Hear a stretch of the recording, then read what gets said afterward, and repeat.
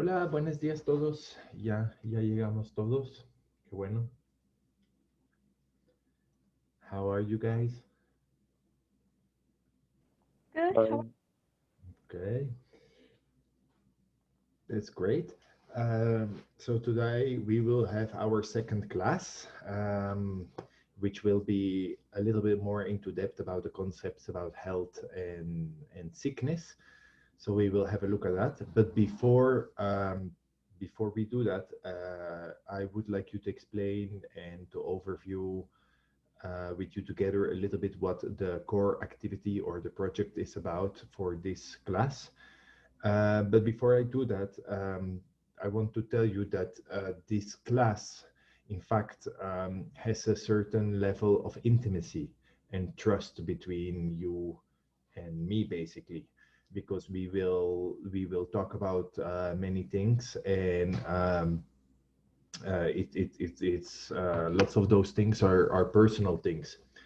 And the first thing I want to tell you is that you should you can rest in confidence and you can be relaxed about it, because all people that are active in the medical world or that do um, research, or doctors, or all, or even or nurses, or all these kind of people, they have to swear a certain oath, and this oath is called the oath of Hippocrates. Have you heard of that?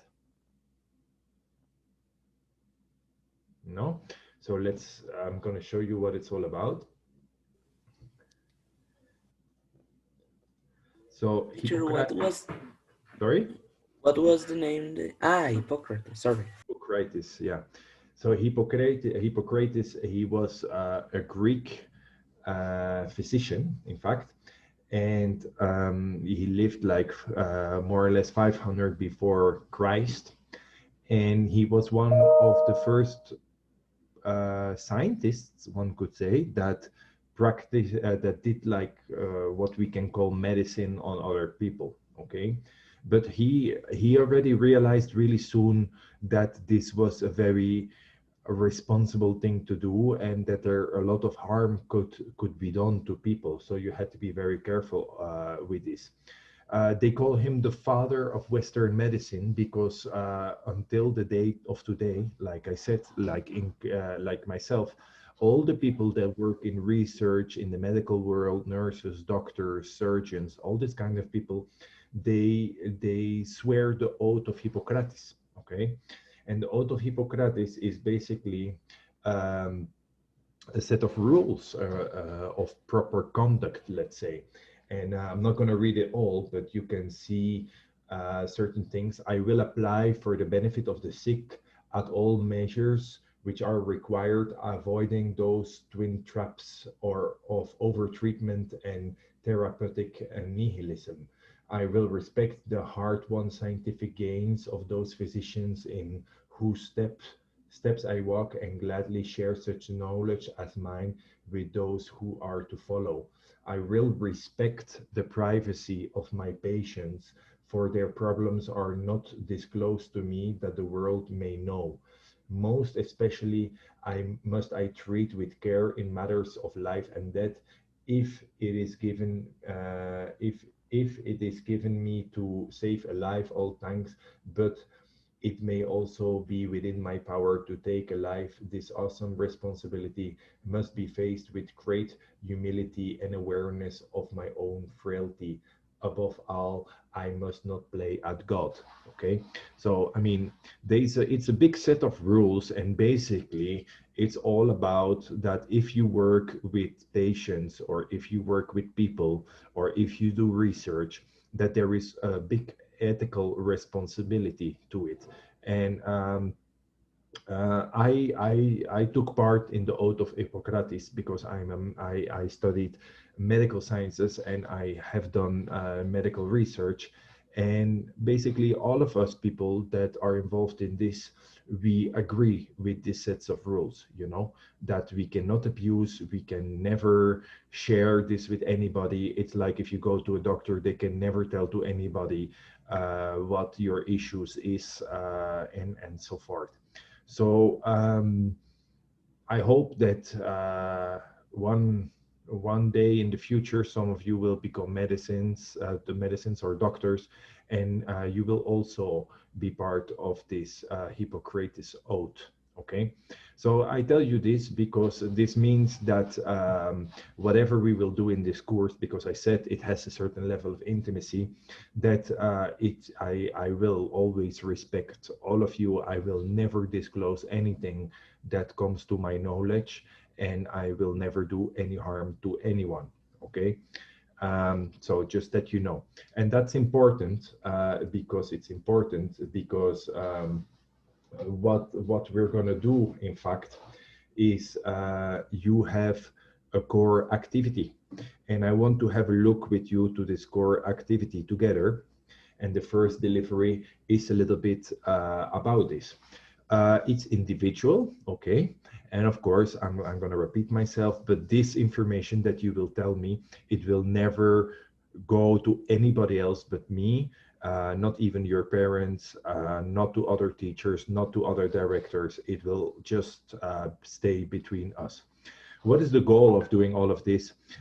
It's because, like I said, you should take advantage of this course, because this is the only course of all your prepa that you will investigate so much about yourself at the health level. Okay, you will investigate about yourself, how healthy you are, or possibly how unhealthy you are. Okay, and the final objective about all of this is, in fact, to learn, because the more you know, the better you can take care of yourself and of others, and the better you are informed, the better you will know what is good and bad for you and your health. Okay, so that's why we do this.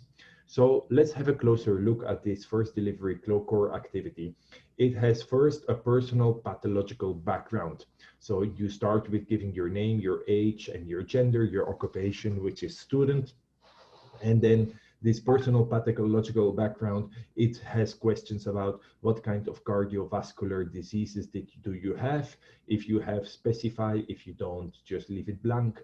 Lung or respiratory diseases, skin diseases, digestive system disorders, urinary system, musculoskeletal system, urinary system, autoimmune disease, and nervous system. Okay, so that's what you're going to do.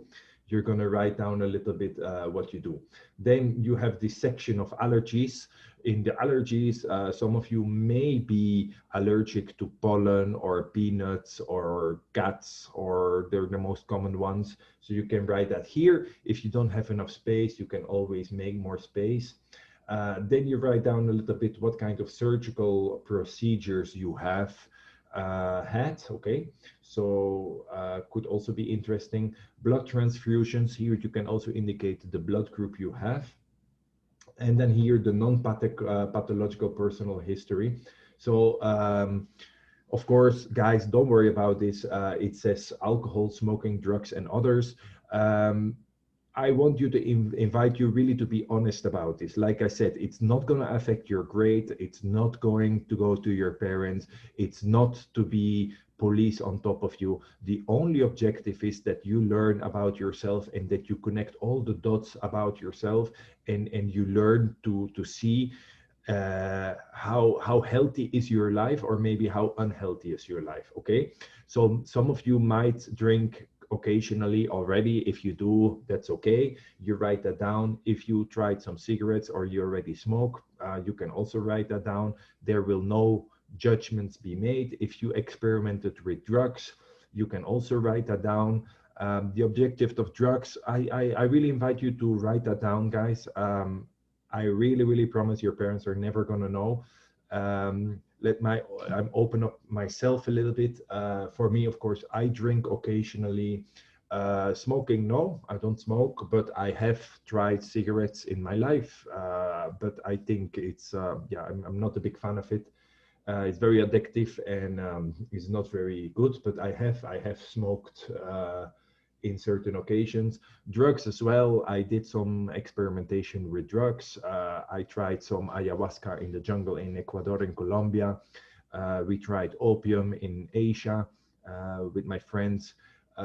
We, of course, I mean, of course, I don't know how, of course, is that for you, but in Europe, it's very common that people they smoke marijuana. So I also did that, especially in my student years when I was your age, also. So it's not good, it's not bad, it's just a thing. Um, Also hear about drugs, just be honest with this. I mean, like I said, your parents are never going to know, and it's not about me knowing about you, it's really about you knowing about yourself. And I would never be anybody that promotes drugs. Okay, I think the drugs always should be avoided. It's never good to take drugs, they are harmful, definitely, so I would never promote it. But on the other hand, sooner or later, you will be confronted with drugs. You will be confronted with cocaine, with amphetamines, with marijuana, with I don't know what else. And what we will do, we will touch the subject in the nervous system. I think it's very important that you know about drugs, and if you decide one day to experiment with it, or if you're possibly already experimenting with it, that you know about each drug, how harmful it is or how unharmful it is. Like, for instance, marijuana. Again, I'm not promoting it, but it's not that harmful as heroin, for instance, you know.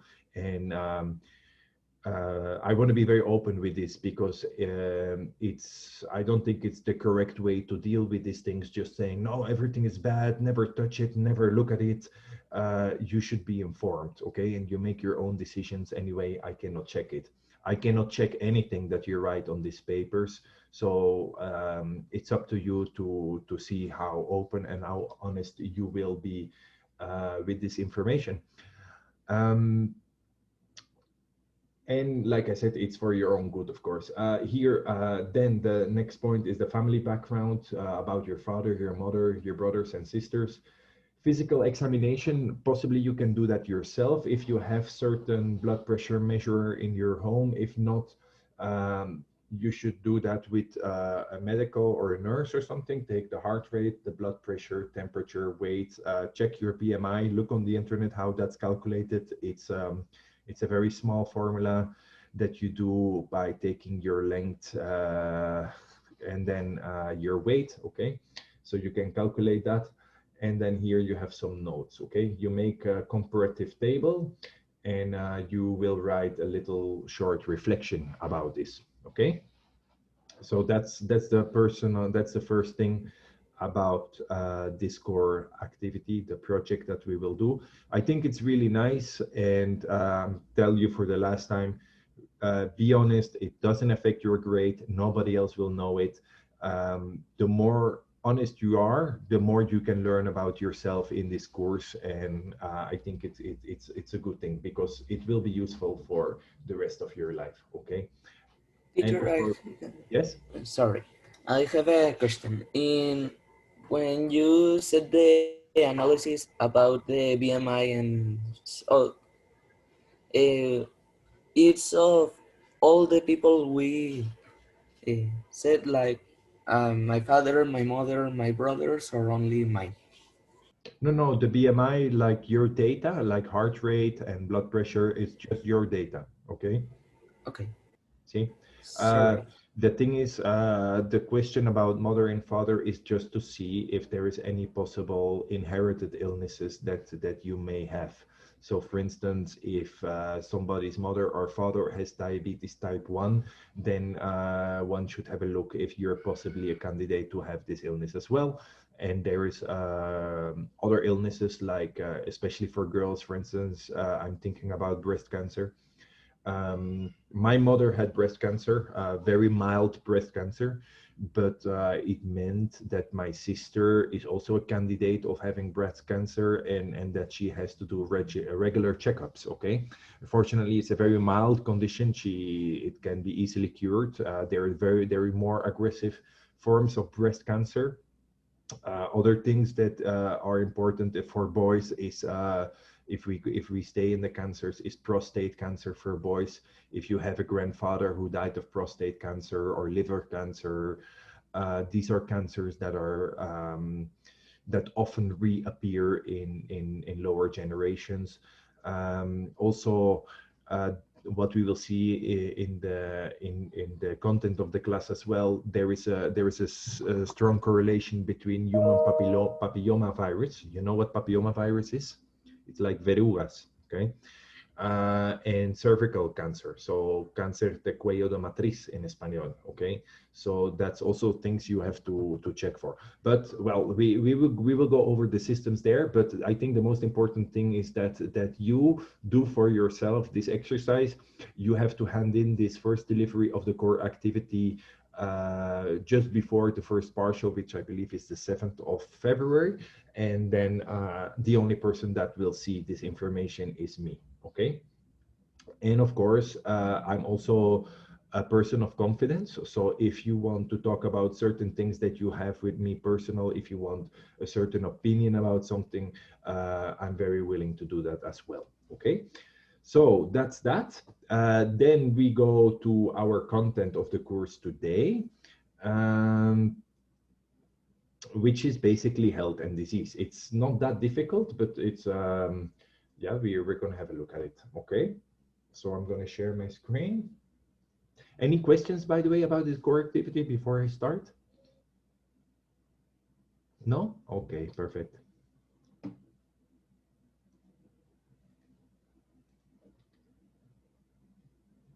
So we will talk about health and sickness. We have some key concepts. We will small video. It's a slow video, but it really tells us what health and sickness is. And the key idea of this video is basically that from now on you have to start understanding that health and sickness is not like an on-off button. Okay, it doesn't work like that. It's not black and white. It's like a spectrum. There is a lot of things in between. You could be more healthy or you could be less healthy, but it's not I'm healthy or I'm unhealthy. That doesn't exist. There's so many factors that contribute to health and sickness that it's impossible to say that a person is only healthy or only sick. Okay, there is so much in between that, what will be explained in the video, and the different links between that. We will have a look at the ecological triad and some general classifications of illnesses. So it's not really difficult. Tomorrow, by the way, we will do a very small quiz about this. It will be the first review activity. If you pay attention, I don't think you have to study for it. It's simple. Let's start. So the first thing is the dimensions of men. Okay, the dimensions of health and sickness. Okay, it has three big dimensions. It's biological, social, and psychological. Okay, and these dimensions are the dimensions that float between health and sickness. Okay, so if we talk about biological, what do we mean with biological? Camila, what do you think? That is related to the body. Yeah, definitely.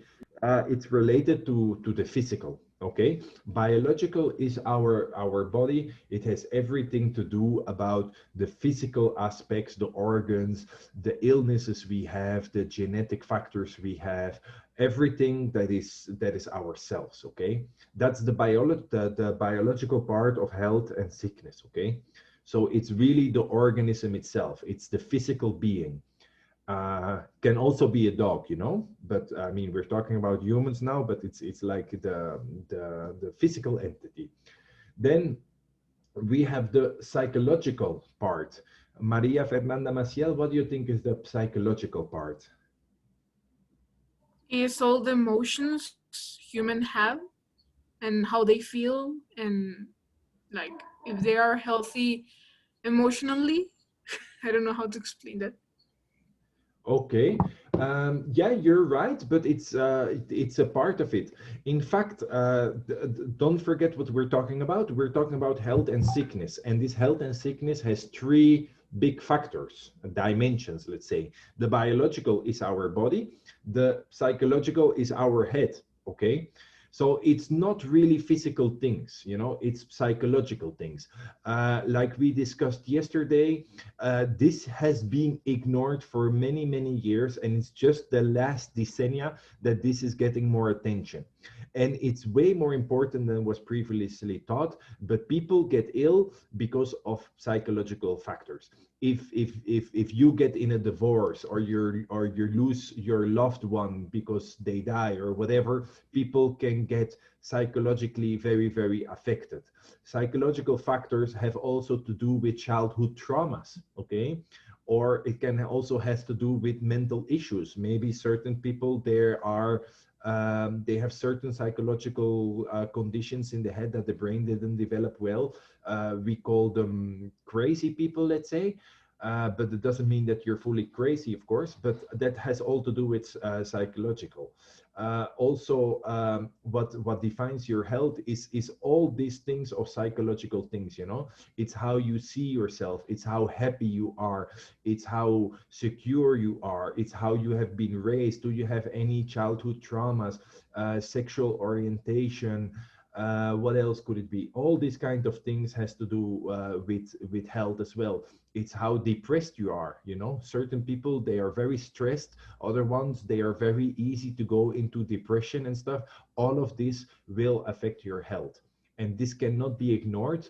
And it's what we talked about yesterday. I'm very glad that our institution works a lot on this and recognizes that our psychological health is as important as our biological health, because one affects the other one. Okay? And then, Gretel, what do you think is the social one? Um, our ability to interact with other people. Yeah, it has to do with that. But when we talk about the social dimension of health and disease, in fact, what we're talking about, Gretel, is you were lucky to be born in your family, and you look great, Gretel. You get good food from your parents. You have your room. You go to school. All of this, that's social. You're in a healthy social environment. Okay, there's other people that are in an unhealthy social environment. If you live in a war torn country, if you live in a really poor country, if you were born in a very poor family that cannot provide you education, that cannot provide you good housing, all of this will affect your health. If you are born in a place where it's very contaminated, also affects your health. This all is social factors, you know, and this cannot be ignored. Social refers to basically, in this sense, is the environment you live in and the people you surround yourself with. Okay. And also, guys, it's very important, choose your friends wisely, yeah? Because that's also very important socially. I mean, if you have friends that pull you down, and that motivate you to do unhealthy things like drugs and stuff, of course, it's going to affect your health as well. But if you have friends that motivate you to go into sports team or climb the mountain or do some running, that affects your health. I think that's very logical, right? Okay, so that's the part of, that's in fact the three dimensions, okay? So what do we mean with health? Is the complete physical, mental, and social welfare of a person, pardon, sorry. So the health is when the biological, the psychological, and the social conditions are okay, so the person can be in a good state, okay? And then sickness is one, we consider sickness when one of those three factors is affected, okay? So a sickness could be that you're infected with a certain virus, then something happened in the biological dimension, okay? If you get depressed because you're locked up all the time, then your health will be affected, but what is affected is the psychological dimension, okay? If you're in a social environment where you don't get education and there is no good food because there is just no money in your family, then it will affect your health on a long term because of the social dimension. Okay, is that clear? So health is only okay if you work on those three things. Have to be okay. Okay. So let's it's a little bit more complex than that. That's why we have this video. It's a very slow video. Please pay attention because it's really nicely explained. What the video explains is basically that it's a spectrum. It's not black, white. It's not on, off button, healthy, unhealthy. It doesn't work like that. And you have to understand the level of interactions exist between social, psychological, and biological factors, okay?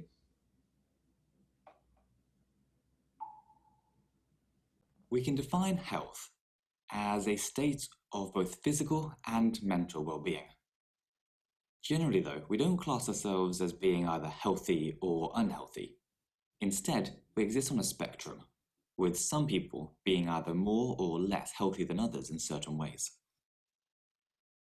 One of the reasons that people vary so much is that there are so many factors that affect our health.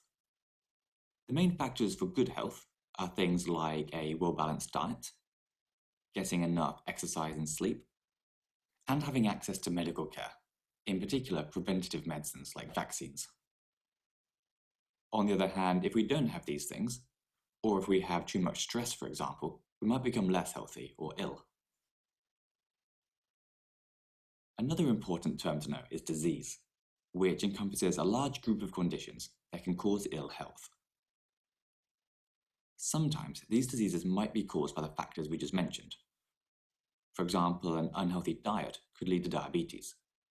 However, other diseases like chickenpox or asthma might be completely unrelated to our lifestyle. We can generally split diseases into two groups. Communicable diseases are those that can spread from person to person, or between animals and people. We often call these infectious diseases, and they can be caused by things like viruses, bacteria, parasites, and fungi, which we'll cover in more detail in other videos. Examples of communicable diseases include the common cold, malaria, and meningitis. The other group is non-communicable diseases, which can't be spread between different people. These are things like asthma, coronary heart disease, diabetes, and cancer. These generally start more slowly and last a long time, with some of them never going away.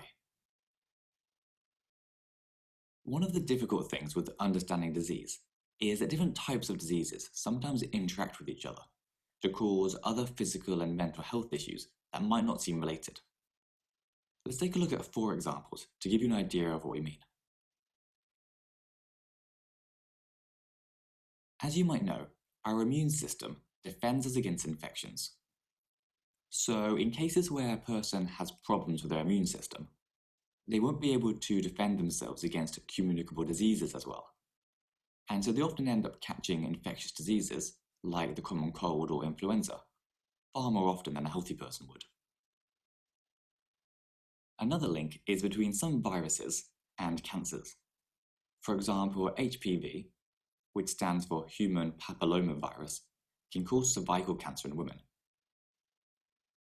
But fortunately in the UK, almost all girls receive a vaccine to HPV, so they're far less likely to get the cancer.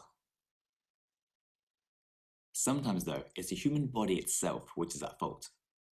For example, skin rashes and asthma are often due to the body's own immune system overreacting to a pathogen. Our body basically tries so hard to get rid of the pathogen that it ends up damaging our own tissues in the process. One of the most important links, though, is between people's physical health and their mental health, which is basically your level of psychological and emotional well-being. As you can probably imagine, suffering from severe physical health problems could have a big impact on people's mental health. This is particularly true if the physical disease has an impact on the person's ability to carry out everyday activities, such as getting out of the house, going to work, and seeing friends. And in some cases, it can get so bad that it causes problems like depression or chronic anxiety. And that's it for now. If you enjoyed it, then please give us a like and subscribe, and we'll see you.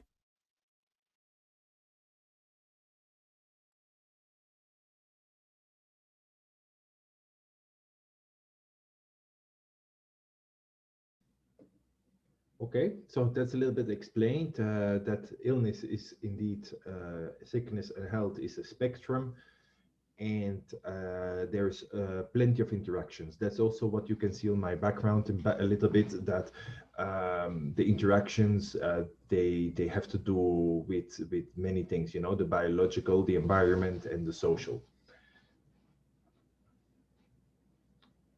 Okay, so what is the ecological triad? Triad means tree, and this is when we talk about sickness, or that it has always three components. Okay, if we talk about a certain illness, the three components are the host, the agent, and the environment. Okay, uh, and sometimes we forget the environment, but I will give some examples which hopefully makes it a little bit more clear why the environment is a very definitive factor in in sickness. Okay, so what is the host, Amelia? What happened? Sorry, my internet just cut off. What is the host? The host, I imagine, is the individual, right? Yeah, exactly. It's the individual. It's where the illness is happening. The agent, Ali, what would be the agent?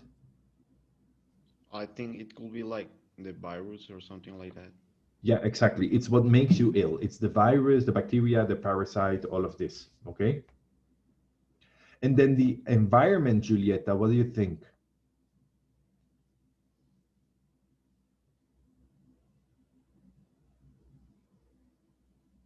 We don't hear you.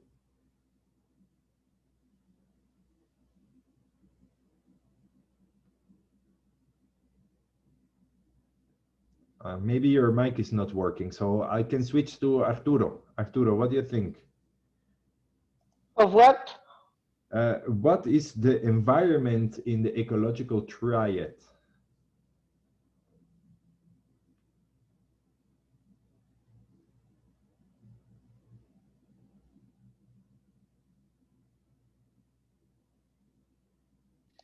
No sé cómo. I don't know how to say it in English. ¿En español, entonces? Parece que es el hígado, pero no sé. Ni El- idea. Pues en donde está apuntando parece el hígado, no sé, la verdad, no sé. Está distraído. May I volunteer? Sorry, Amelia, what did you say? May I volunteer? Yeah, of course. I imagine the environment, we're talking about the organs of the host, right? No, the environment is where, basically the environment where it is where the host and the agent is. So to explain it with influenza or the flu, basically we have a typical, very defined flu season. And why do we have a defined flu season? Because the virus that causes flu, influenza, is the right environmental conditions for this virus to thrive is colder weather and with high humidity. Okay, that's why there is no flu in the summer. Okay, because the environmental conditions are not right for the flu virus or the influenza virus to spread. For the very same reason, you have all heard of Ebola virus, right? It's like the most terrible virus there is, I think, because it causes internal bleedings and it's very, very lethal. It's one of the most scariest viruses there is, and there is on this planet. And this Ebola virus, fortunately, it's not in Mexico, it's not in Europe, it's not in Australia, it's not in North America. We have only seen like serious outbreaks of this Ebola virus in Africa. And why have we only seen this in Africa? Because the environmental conditions the virus needs or requires only exist in Africa, which is like very humid, certain that we know that the Ebola virus comes from bats most likely. So you also need the bats that live in the right caves and stuff in order to transmit this to humans. And these environmental conditions do not exist in Mexico or other places of the world, and that's why we haven't seen outbreaks or serious outbreaks of Ebola virus outside Africa. Luckily, because if that would be the case, then I think that the human race would be very quickly um, be destroyed. In fact, imagine that we have a pandemic of Ebola virus like we have of coronavirus. I think that people would take it way more seriously, and it would be a complete disaster. The world would stop. It has nothing to do with coronavirus. The Ebola virus is one of the most dangerous and deadliest viruses there is, and that's why it's also a little bit more difficult to spread in such a big so globally, because people die before they can spread it, in fact. um, okay, so the last part of our class of today is the general classification of illnesses. We can put them in boxes, basically. This is just a few of them, and there's way more than this, but we want to simplify a little bit. So we have professional illnesses. Professional illnesses is illnesses that are related to the work you do. So here is a picture of some coal miners that typically get like a lot of dust in the lungs, and they develop then certain respiratory disorders because of the dust in the lungs, and that destroys the cells, you know. So there's many more professional illnesses, like for instance, people that have to sit all day long. It can also develop certain professional diseases like problems in the back and stuff. What I also think about, and that's very often ignored, it's cleaning people. You know, there is people that work as cleaning lady or cleaning persons that clean. Yeah, and if you're doing this for 20-30 years, and you're always exposed to detergents and chlor and other cleaning products. I don't know if you're already cleaned in your life, but if you use chlor, or if you use phenol or whatever, you know it's very strong smell, and in fact it destroys your lungs, you know.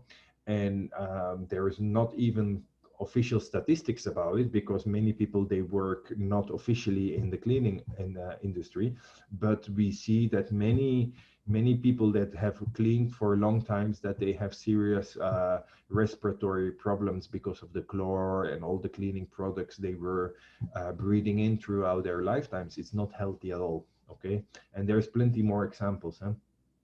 Degenerative, Gael, what do you think? Degenerative diseases, what would that be?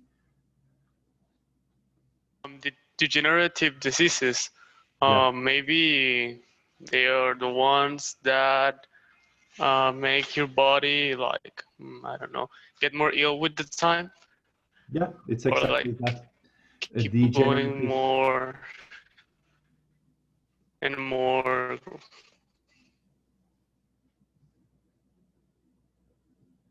Okay, you froze, but you gave the correct answer, Gael. Degenerative disease is every disease that that is worse tomorrow than it is today. Okay, everything. So it could be the motor neuron disease, what Stephen Hawking had. It could be multiple sclerosis. It could be cancer.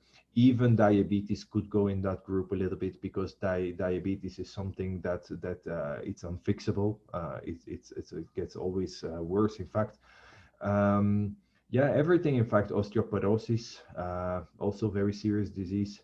Uh, Many circulatory diseases, if they are left untreated and you have more plaque accumulating in your arteries, this is also degenerative, because it makes your body worse tomorrow than it is today. A lack of certain things, that's also a class of like anemia. Anemia is, for instance, an illness which is defined by a low production of red blood cells. So uh, um, anemia is typical for younger girls. They often have it, especially skinny younger girls that start to have um, their period, that start menstruating. Sometimes they have like a little time of anemia, because they have a lot of blood loss, they have a lot of iron loss, and the body cannot replace it in time. There's other reasons why people have anemia. It's very often goes hand in hand with people that also suffer from anorexia. So if you don't eat enough, or if you don't if you don't get the right food, or if you eat very unhealthy as well, then your blood doesn't, your body doesn't have the right resources to build the blood cells, and then you can become anemic as well. That's an example. There's other examples as well. It's people that have too few vitamins. It's people that have too few proteins, or too many, or that eat too little vegetables. It's not only eating related, it's also could be other things as well. Okay, genetic factors as well. And then in the last group of infectious diseases, we are going to divide that in 4 groups, which is the viral, the bacterial, the fungal, and the other ones. So who can give me an example of virus? Maria Fernanda Rodriguez, what do you think? Or Freda Sofia, if you want. COVID. Yeah, of course, coronavirus is a virus. Other important viruses are? I also mentioned influenza is a virus. What else? Ebola. Ebola is a virus. Very good, Maria Fernanda. HIV. HIV, definitely, yeah, it's also a virus. Hepatitis A, B, and C is also a virus. Rabies. Rabies is a virus, yeah. It's in fact, rabies is even more lethal than Ebola is. It's very uncommon, but it's a very dangerous virus indeed. Okay, so you know what viruses are. We also have SARS virus, we have MERS virus, we have yellow fever, we have, what else comes to mind? Japanese encephalitis, it's also a virus. Viruela, how do you say in English? Sorry? Viruela, chickenpox. Chickenpox, yeah, of course. Okay, so let's go to the bacterial. Who can give me some examples of bacterial infections? Tuberculosis. Yeah, tuberculosis, one of the more dangerous ones. Tuberculosis, a bacteria that is very hard to get rid of, and it's very dangerous when you have tuberculosis.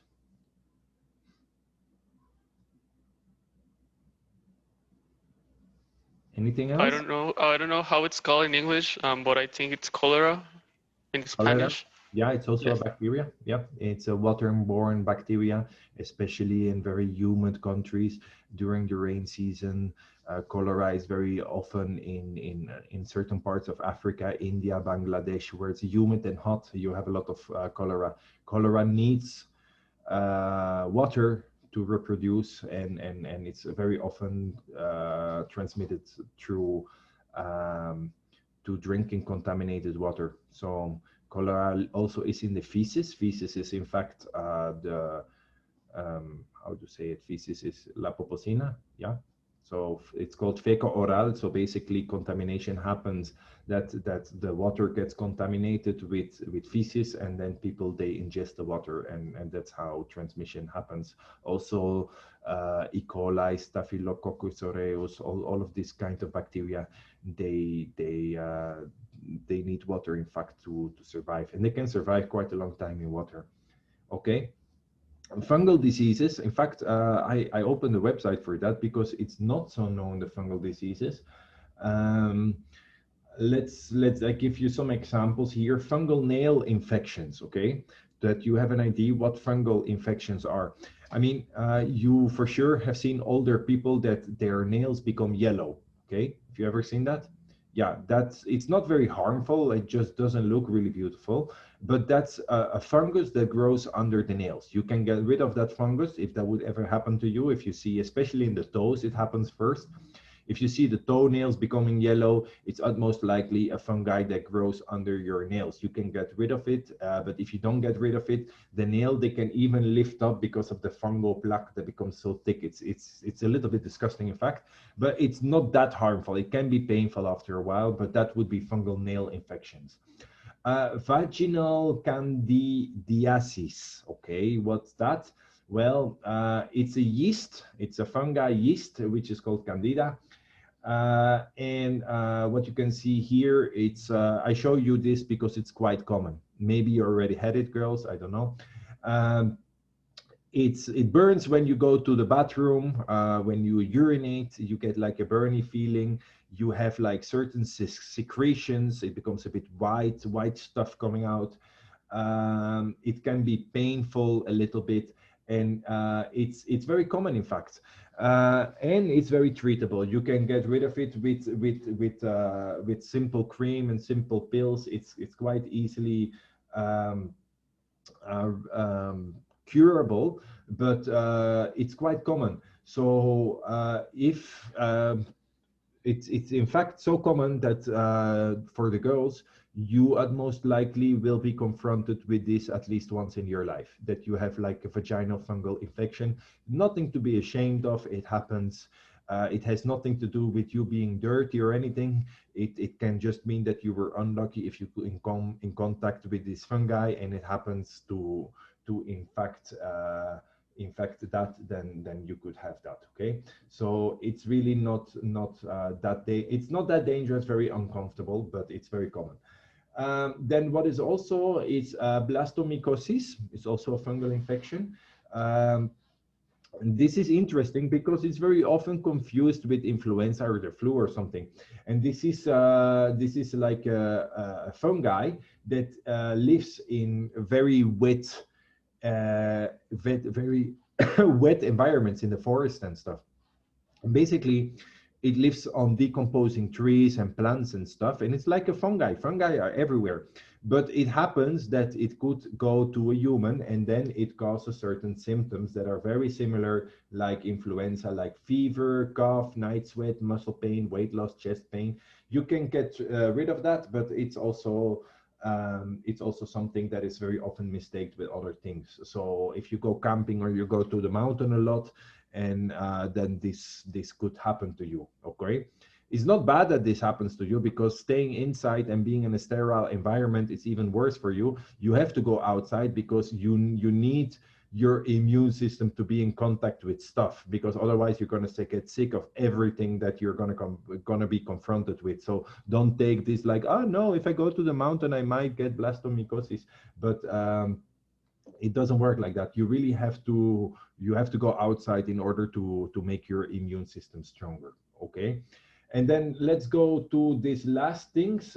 We also have other ones like parasites, and parasites is like the biggest group.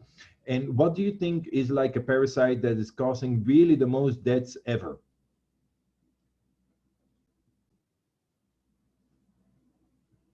Okay, so there is parasites like vectors, there is like amoeba, there is other animals that can make you ill, worms, worms that go into your intestines.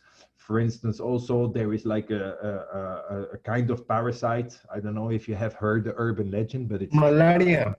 yeah, it's malaria, Isaac. Very good. Yeah, malaria is a really strong killer. It's a parasite. It's transmitted by mosquitoes, and it's causing like between 500,000 and 1,000,000 deaths per year.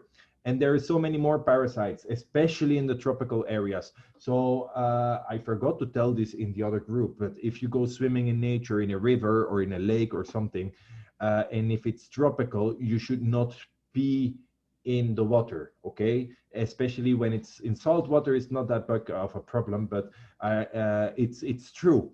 If you go swimming in the Amazon River and you urinate there, then it's possible that that you get infected with a certain parasite because you open what you shouldn't open. So be careful with these kind of things. It's not as radical as they say, that there is a fish swimming into your ureter and then it's going to eat you from the inside. It's not that radical, but yes, you can get infected by many kinds of parasites, especially in tropical areas. This can be dangerous. Okay. Okay, so that's it for today. I don't know if there's any more questions. If not, we're gonna leave it here. No? Okay, so we see each other tomorrow. We start with a small quiz, and then we will have a little look at the history of illness. Okay, the history of illness is not the history in time. It's really like, what is the timeline of illness? Okay, It's about incubation period, sickness period, all of this. That's for tomorrow, okay? Take care, guys. We see each other tomorrow, and have a nice afternoon. Thank Thank you. you, Bye. teacher. Thank Bye. you. Thank you.